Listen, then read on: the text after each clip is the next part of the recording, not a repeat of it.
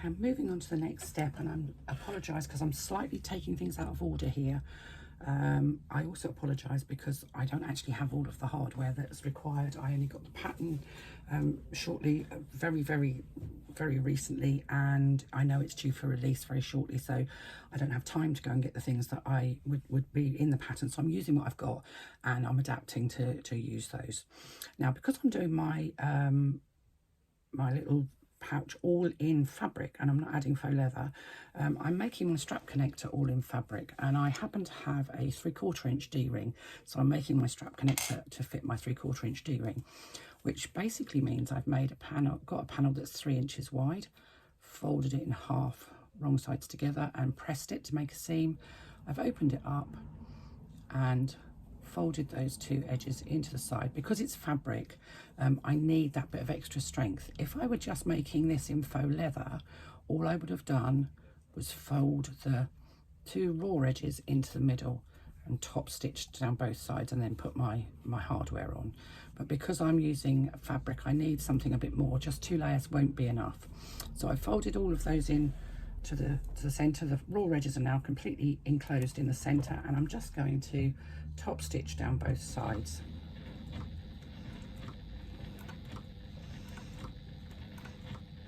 Now, it's a mistake to make the connector on a wristlet too flimsy. You do need some sort of interfacing, whether that be a little bit of Decaville.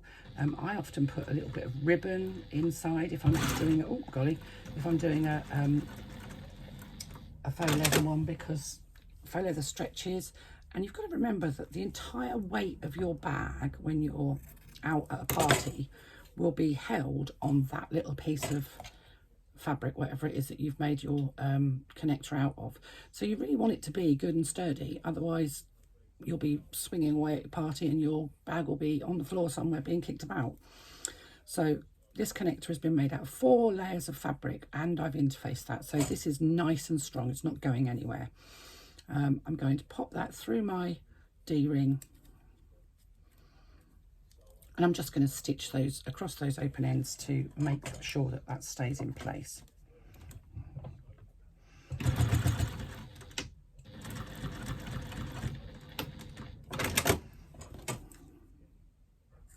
get rid of any threads. I'm going to pop that out of the way, but I'll show you how to pop it onto the bag in a moment. Now I'm making my wrist strap, and because I'm doing my bag entirely in fabric, I'm not doing my wrist strap two-tone. So whilst the instructions in the pattern are absolutely fabulous and you can make yourself a wonderful two-tone wrist strap using it, I've only got 1 inch hardware, so I'm going to have to make my whole thing bigger. So I've cut my wrist strap to the length that I want, and a wrist strap is a very personal preference. I have big hands, so a little dainty wrist strap means I'm like, I feel like I've got handcuffs on, so it just doesn't work for me. So I like a longer wrist strap, and a wrist strap is a very personal preference. You can make it longer, make it shorter, according to you. I've made my panel 4 inches wide, and again, in exactly the same way as we would with a 4-fold strap. Folded it into the center, folded it in half rather, wrong sides together, and pressed it. Opened that up, taken both sides into the center, and then closed that fold. This has been interfaced, it's quilting weight cotton, and I'm now just going to top stitch down both sides using an 1/8 of an inch seam allowance.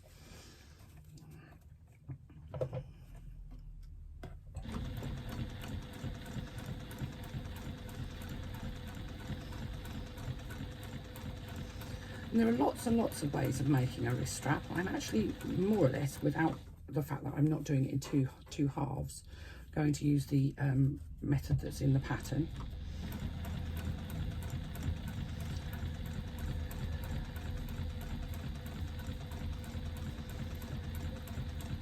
So I'm top stitching this at an 1/8 of an inch.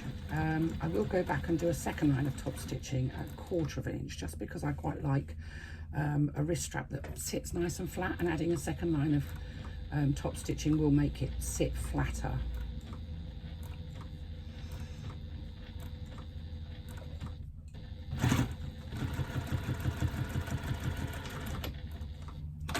Right, now it would appear that I have run out of bobbin thread.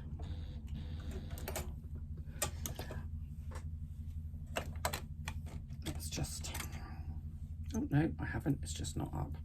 So I just did that entire line of stitching with no thread coming up from the bottom. Let's just redo that, shall we? It's reassuring to know that you're not the only person that does it, isn't it? Sometimes you just, I think a lot of my problem is that I'm talking, so I'm not paying attention. So let's try that again, shall we?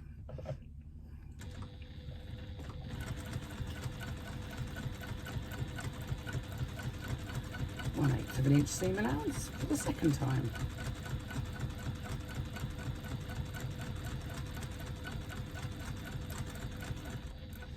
Now, had that been a faux leather strap, what I would have suggested was right at the beginning, you drop your needle into the first hole that you've got on your faux leather, because faux leather will mark, the holes will not just vanish easily. You can take a hairdryer to them and that will make them disappear a little bit and rubbing them, but often if you've stitched on faux leather and there's been no thread in the bobbin, you've got holes in your faux leather and they really don't go away.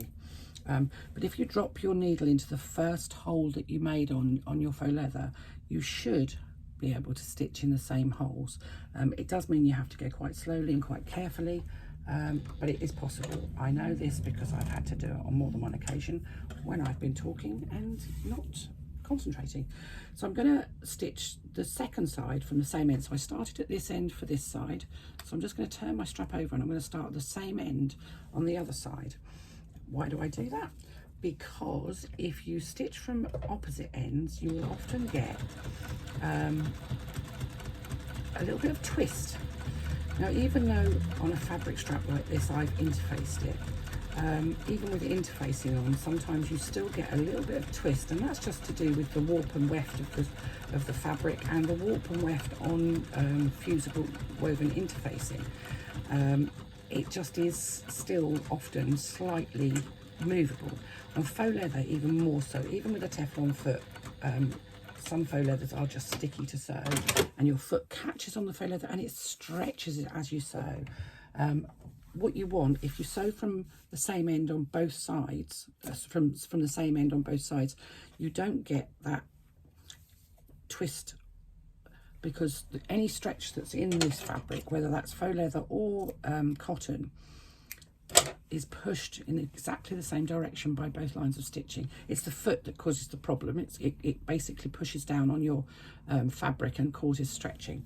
So I'm now going to put in a second line of top stitching on both sides, again from the same end.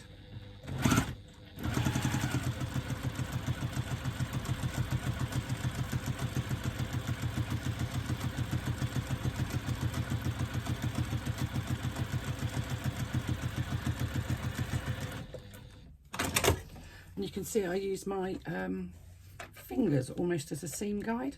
So once I've got my needle where I want it to be, I've kind of got my fingers, let me just move that camera, my fingers either side, and they act as a seam guide. So they basically, my strap threads through my fingers.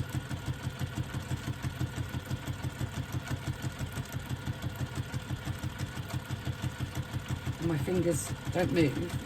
They act as a seam guide until I get to the very end when I have to move them.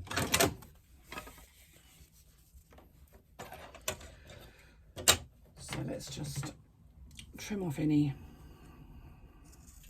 scrappy ends from either end. In the pattern, this isn't actually done right until the end, but because I don't know why I'm doing it now, I'm just doing it now. Thread on your hardware.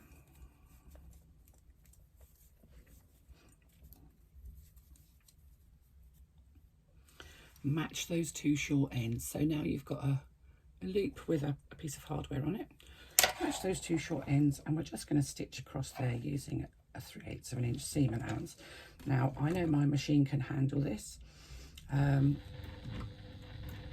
Do go nice and slowly.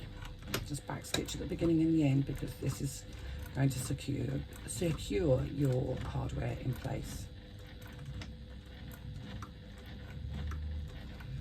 I like to just go back a couple of times, just because this is cotton, it's not going to perforate, just to make sure that my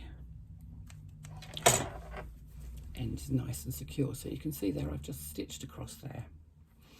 So what I'm going to do is I'm going to turn that whole strap inside out, and you can see now that that join is in the middle. I'm also going to just make sure that my swivel clip is on the outside. So I'm bringing my swivel clip round to where that join is. I'm just going to open up that join. Now if you want to, you could put a little bit of fray check on there just in case, and I'm putting the bar from the swivel clip into the middle of that join. I'm going to pull the strap back around. Got a bit of thread there, that's a thread in there that's going to bug me. Back around the top bar of my swivel clip, and I'm going to stitch across here. Now you could pop a rivet in if you wanted to. I'm just going to stitch across as close as I can to my hardware. That keeps my swivel clip in place.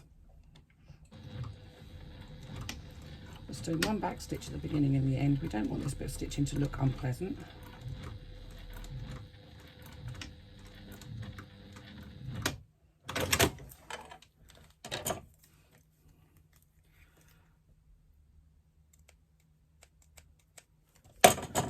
My little scissors, they're much better for cutting off any thread ends there. And there we have a wrist strap. So I have a wrist strap to go onto my strap connector. So I'm going to pop that wrist strap out of the way for future reference because I don't need that this minute. And I'm going to grab the front panel. Let me just check my pattern. Oh, my computer's gone to sleep. To see exactly where I'm supposed to be attaching this. Now I'm only using one D-ring because I'm making a wristlet version. So that's the back and this is the front. So you're going to be positioning this, let's just move my zipper, on this top panel. Now mine is a little wider than perhaps yours will be, so I'm going to position it centrally between the top and the bottom. And I'm just going to, you want the D-ring to be facing in towards your main panel, and I'm just going to baste that in place. Base stitching is usually done at the longest stitch length you've got, and I'm stitching this at an 1/8 of an inch seam allowance because that means that it will be within my seam allowance of my completed bag. And it's just to hold it in place really.